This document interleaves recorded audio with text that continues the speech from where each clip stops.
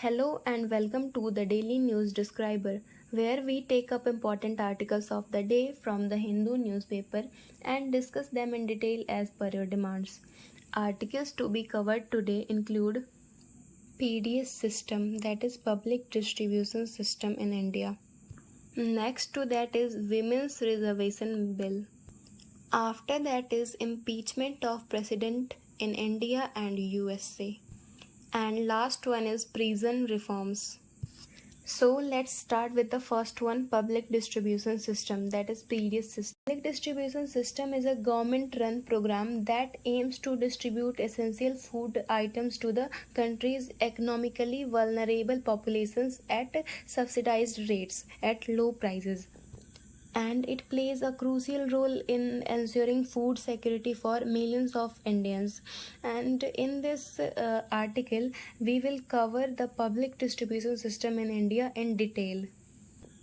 This PDF system is a critical welfare program, but it also face some challenges related to implementation and coverage of PDF system in our country.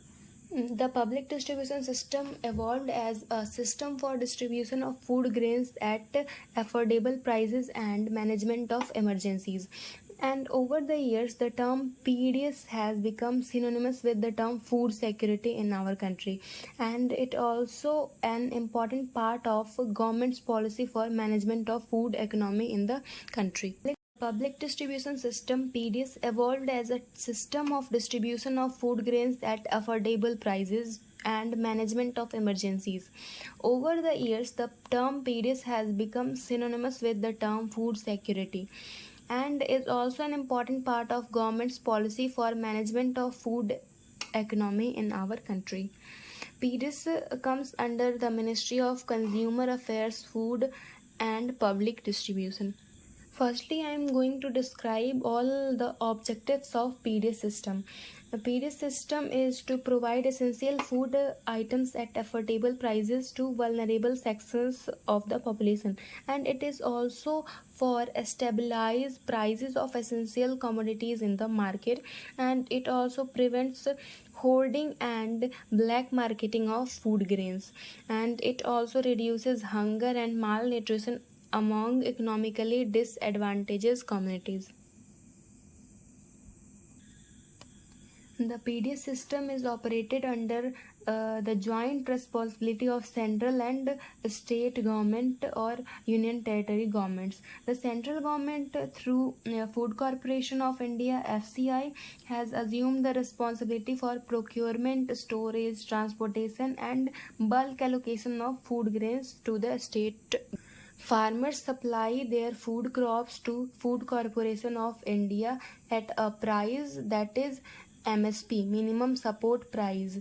Minimum support price is a price paid to the farmers by Food Corporation of India, and after that Food Corporation of India gives supplies the food grains to a state with and state gives some price to Food Corporation of India. Price at which food grains are allocated to states are is called CIP, Central Issue Price, and this state gives distribute food crops to food grains to fairs of prices, and that fairs of prices provide the food grains to beneficiaries at CIP, that is Central Issue Price.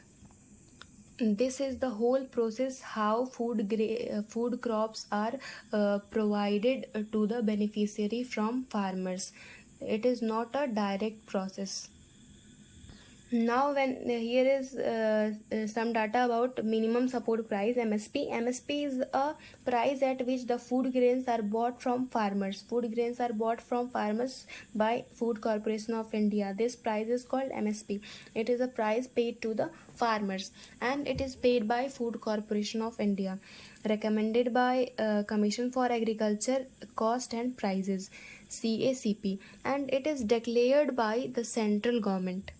After that, when we talk about CIP, Central Issue Price is price at which food grains are allocated to states, Beneficiary also pays CIP in return of food grains. Here, beneficiaries also pay CIP to fair price shops. The operational responsibility, including allocation within states, identification of eligible families, issue of ration cards, and supervision of the functioning of fair shop prices, etc. These all things rest with the state government. And under the PDS, presently the commodities, namely wheat, rice, sugar, kerosene, are being allocated to the states or union territories for distribution to beneficiaries. Some states or union territories also distribute some additional items of mass consumption through the PDS outlets, such as pulses, edible oils, and salt, spices, etc. Here is food subsidy expenditure of central government is shown. Food subsidy expenditure of central government is equal to MSP, minimum support price, plus additional cost like transportation cost, storage cost, and minus CIP, central issue price.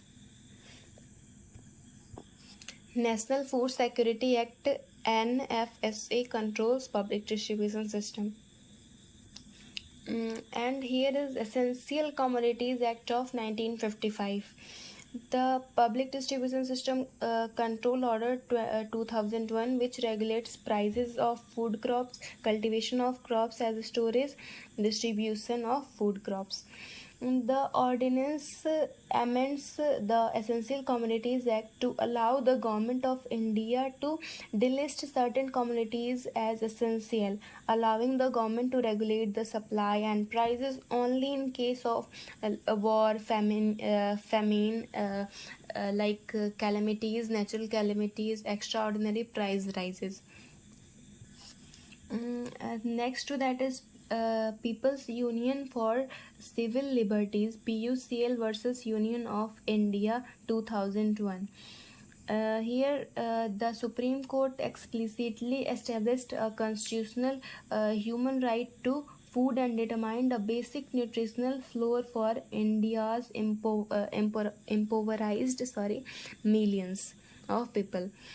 And here, right to food will be covered under right to life and personal liberty of Article 21 that is given. After that is National Food Security Act 2013, which legalized the right to food. Its main objective is to achieve food security in the country. The following provisions of the NFSA highlight its key components, like comprehensive coverage under TPDS. The Act aims to provide comprehensive coverage to the population through the Targeted Public Distribution System, that is TPDS. After that, when we talk about issues related to public distribution system, here are some issues mentioned. First is centralized procurement. There is no role of states, higher transportation cost, and this is all the burden of central government.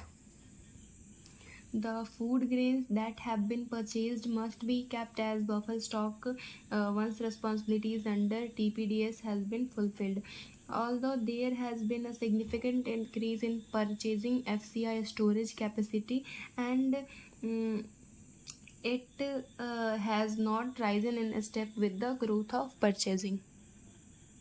Next to that is government major buyer, which causes a scarcity of food grains in the market. After that is cropping pattern, monoculture, cultivation of single variety of food grains in a large area. Next one is higher procurements, massive stocks. After that is storage, not enough space, lack of scientific storage, and distribution, which includes inclusion error and exclusion error. Open-ended procurement has led to surplus buffer stocks and hindered agricultural diversification. And diversion of food grains during transportation is one of the major challenge, and inadequate storage capacity leading to rotting of grains. Distribution include exclusion and inclusion error, leakage or lack of choice of food grains, nutritional insecurity, and last one is unsustainable food subsidy bill around raised 2 lakh crores. And here is solution for these challenges. First one is decentralization of procurement, which leads to procurement by states. After that is open market sale, price stabilization, inclusion of more crops, and open-ended procurement policy scrap, private entrepreneurs guarantee scheme, and end-to-end computerization like online allocation of food grains, digitalization of ration cards, and Aadhaar seeding. Direct benefit transfer, we can also induce direct benefit transfer DBT for food subsidy for farmers and for all the citizens, not for farmers. And last one is one nation one ration card system. Our next topic is Women's Reservation Bill. When we talk about Women's Reservation Bill, the Women's Reservation Bill proposes to reserve 33% of seats in the Lok Sabha and state legislative assemblies for women. Some features of Women's Reservation Bill include the allocation of reserved seats shall be determined by such authority as prescribed by the Parliament. One third of the total number of seats reserved for scheduled caste and scheduled tribes shall be reserved for women of those groups in the Lok Sabha and in the legislative assemblies. And next point is reserved seats may be allotted by rotation to different constituencies in the state or union territory. Here is mentioned why the need, because proportion of women elected representatives is 14% in our parliament. In a global level, when we talk about global gender gap report of 2023, there is only 23% women ministers in 2018 and it reduced to 9.1% in 2021. After that is when we talk about constitutional provisions, Article 15 subsection 3 provides a special provision act for women's, and Article 325 provides a political right on equal footing with men for women. And next one is international agreements. CEDAW India ratified 1993 and BPFA in 1995. Affirmative actions were taken. When we talk about timeline for this women reservation bill, for the first time in 1996, as we talked here, it was introduced in the Lok Sabha as the 81st amendment bill by the Devgoda and Devgoda led United Front government. And this bill was failed to get approval in the House and was referred to a joint parliamentary committee, and JPC submitted its report. However, bill lapsed with the dissolution of Lok Sabha. And after that, in 1998, the bill was again introduced by the Atal Bihari Vajpayee government led by NDA government, but in the absence of required support, it again lapsed. And the bill was subsequently reintroduced in 1999, 2002, 2003, but failed to pass due to lack of majority. And in 2008, bill was again introduced as 108th constitutional amendment bill, and it was passed in Rajya Sabha but eventually lapsed after dissolution of the 15th Lok Sabha. And despite the promises made in the election manifesto of 2014 as well as in 2019, there is no development in this regard as such. When we talk about the number of women in our parliament, as here given 14%, about 14% of the members in Indian parliament are women, the highest so far. According to the Inter Parliamentary Union, India has a fewer percentage of women in the lower house than its neighbors, such as Nepal, Pakistan, Sri Lanka, and Bangladesh. Here are some arguments in support of this bill. First is human development indicators. Second one is makes democracy representative. Third one is inspiration for women for action. And fourth one is strengthening women's empowerment. Next one is encouraging experience in panchayats. Affirmative action is imperative to better the condition of women, since our society in general and political parties in particular are inherently patriarchal. And despite the belief of the Constituent Assembly that every section would be represented proportionally, women are still under represented in Parliament. Reservation to women would ensure a strong lobby arguing for issues that are being convenient, that are being ignored every time. And next one is reservation at panchayat level have shown positive results. And the prevalent social tribulations like crime against women and skewed sex ratio, poor health indices require more women in the roles of policy and decision making. When we talk about arguments against the bill, opponents argue that it would perpetuate the unequal status of women, since they would not be perceived to be competing on merit. And like here mentioned further, women unequal status. And next one is help women from elite circle, reduces incentives to work and perpetuate proxy culture, as we talked, divert attention from larger issues, and deserving candidates lose out.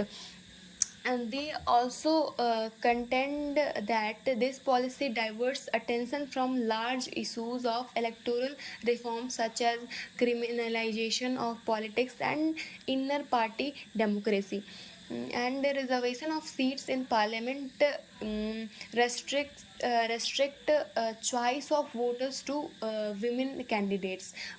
And after that, when we talk about rotation of reserved constituencies in every election, may reduce the incentive for an MP to work for this constituency, as he may be ineligible to seek re-election from that constituency. And women's interest cannot be isolated from other social, economic, and political strata. When we talk about alternatives, we can do reservation within political parties. This is best thing to do. And candidate quotas at party level, we can also provide candidate quotas at party level. And dual member constituencies, this is also another alternative for this.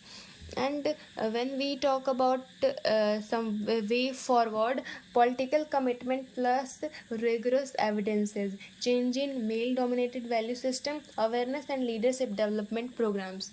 To start with, some proponents suggest that reservations should be provided for women in political parties, and some has also suggested to have dual membership constituencies, where constituencies will have two MPs, one of them being a woman.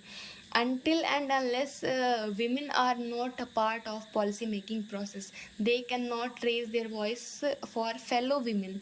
This would result in a vicious cycle, with this debate continuing for centuries. So this is high time to finish this visible and unsaid inequality, and democracy cannot live a long life in an unequal society. Our next topic is impeachment of president in India and in USA. When we talk about impeachment of president in India, the process of impeachment of president of India from all responsibilities and powers imposed by the post is known as impeachment of the president of India. In India, the term impeachment of the president refers to the entire procedure of removing the president from office. He could be removed from office for violating the constitution via the impeachment process in a nation with a federal presidential constitutional republic government. An allegation of misbehavior against public officer is known as impeachment.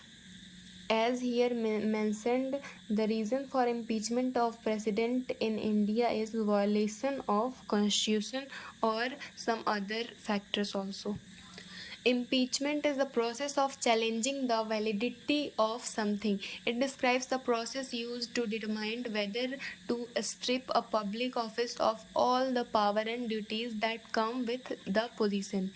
And thus the term impeachment refers to the entire removal process. Impeachment was first included in Indian Constitution by the Constitution Act of 1971, and the only grounds for impeaching the president of India are alleged constitutional infractions. However, the constitution does not define violation of the constitution. And when we talk about process of impeachment in India, the parliament's impeachment procedure for president is quasi-judicial in nature. Both the Lok Sabha and Rajya Sabha have the authority to begin the process of impeaching the president of India. As here mentioned, the Lok Sabha will evaluate the claims and cast a vote if it thinks they are true, if the Rajya Sabha brings them, and if the Lok Sabha receives the allegations, it will pass the resolution and submit them to the Lok Sabha. When a president is impeached, it means that the House of Parliament have decided to charge them with serious felonies and crimes against humanity. Impeachment is the sole legal action that can be taken to punish the president for breaking the law. And the Indian president is entitled to legal representative during the proceedings from licensed attorneys. And the Indian president has the option of choosing the Indian attorney general or a lawyer to represent him.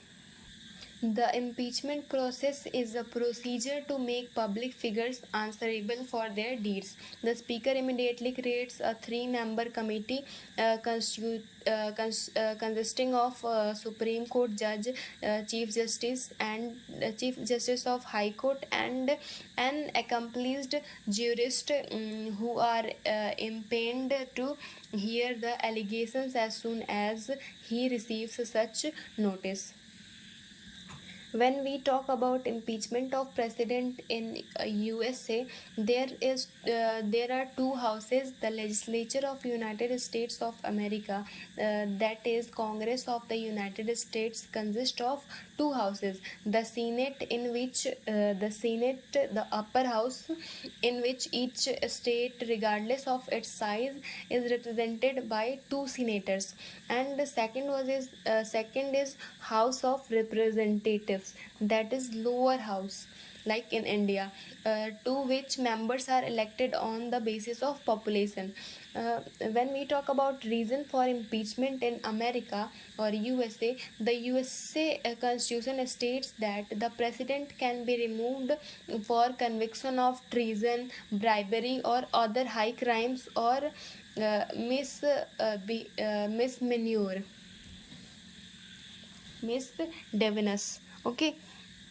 And when we talk about earlier impeachments in USA, three USA presidents, Trump in 2019, and Bill Clinton in 1998, and Andrew Johnson in 1868, previously were impeached by the House but acquitted by the Senate.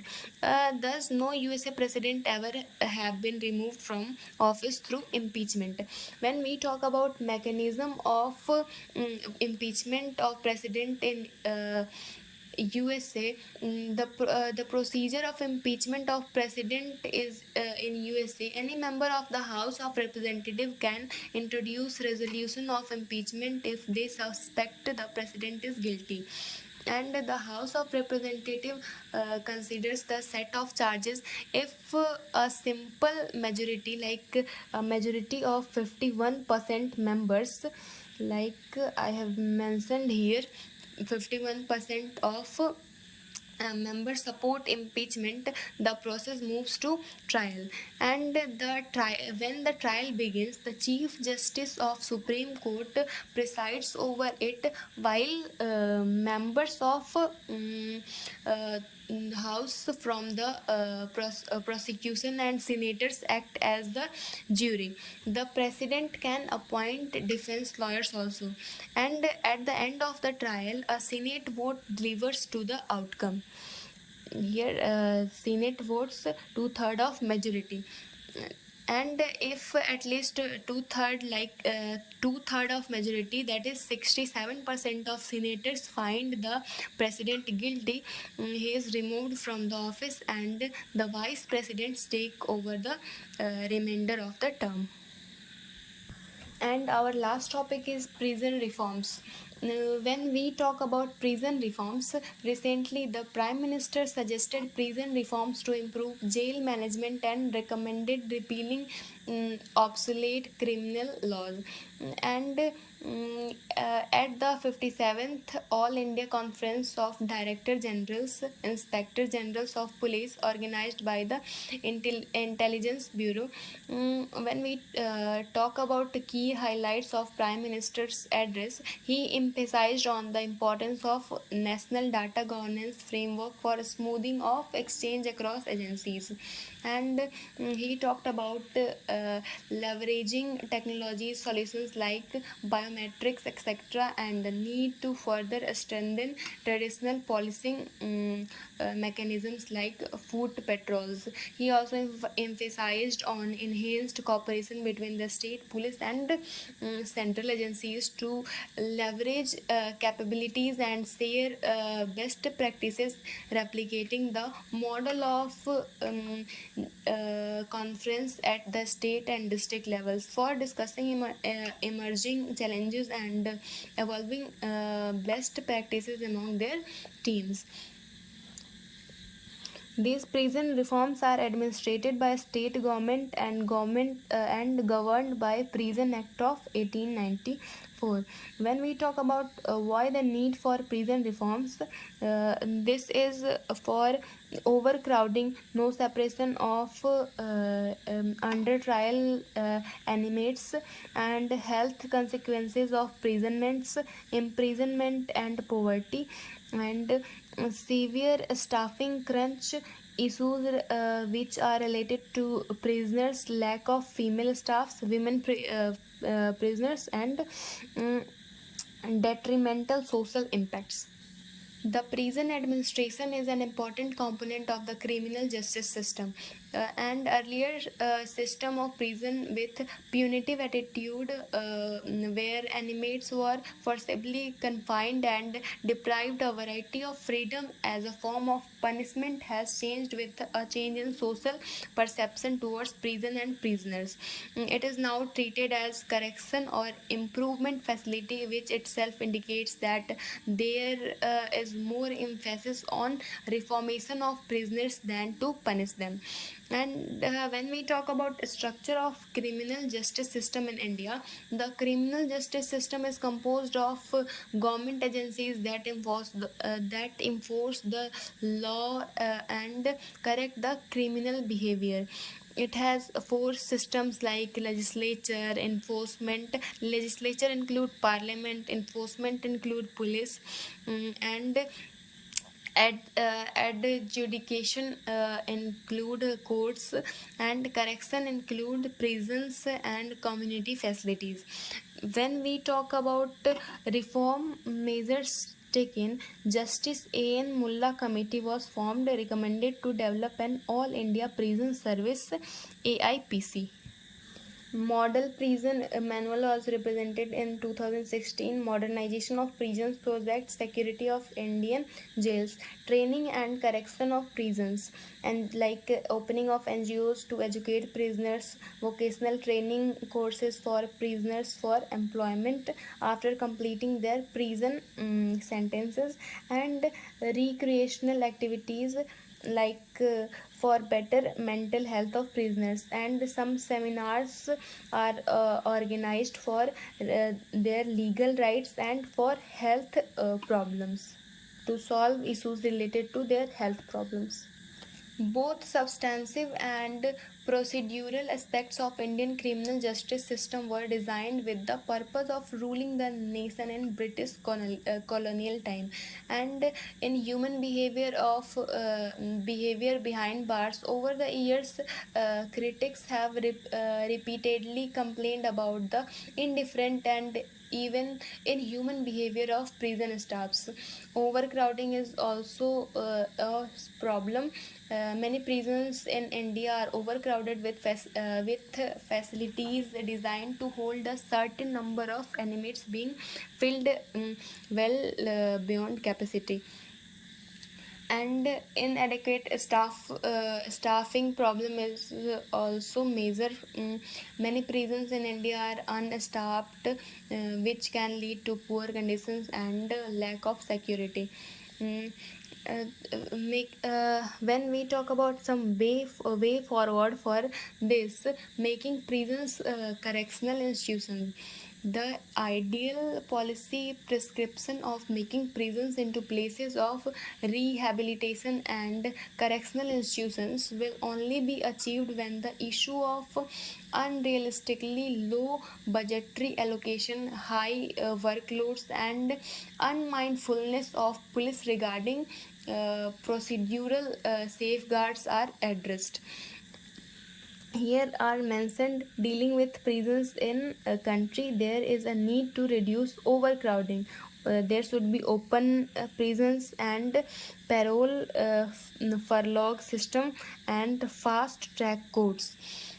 And when we talk about some way forward, recommendation of prison reforms, the Supreme Court appointed Justice Amitava Roy committee, which gave the following recommendations to address the overcrowding of prisons, like speedy trials remain one of the best way to remedy the unwarranted phenomenon of overcrowding.